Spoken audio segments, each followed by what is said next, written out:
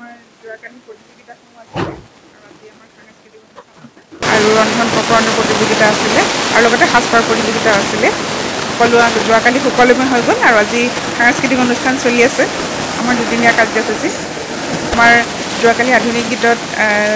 বিচাৰক হিচাপে আছিলে কৃষ্ণা দেৱী বাইদেউ তেখেত আছিলে আৰু বিপুল বৰুৱা ছাৰ আৰু কপিল বৰা আছিলে সাজপাৰ প্ৰতিযোগিতাত আৰু ৰন্ধন প্ৰকৰণত আছিলে আমাৰ জ্যোতি দাস বাইদেউ সকলোৱে চিনিয়ে পায় আৰু পুষ্পসজ্জাত আছিলে ফাৰ্জিনা বাইদেউ আৰু আজিও আমাৰ আছে প্ৰাঞ্জল শইকীয়া তেখেত আহিছে মঞ্জুলা বৰুৱা বাইদেউ আহিছে পুৰবী দাস তেখেত আহিছে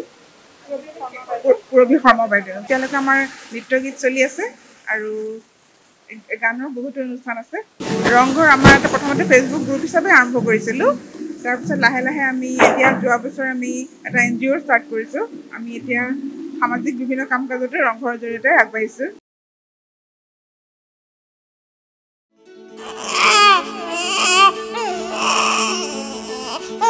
অভিনন্দন আপোনাৰ এজনী ছোৱালী জন্ম হৈছে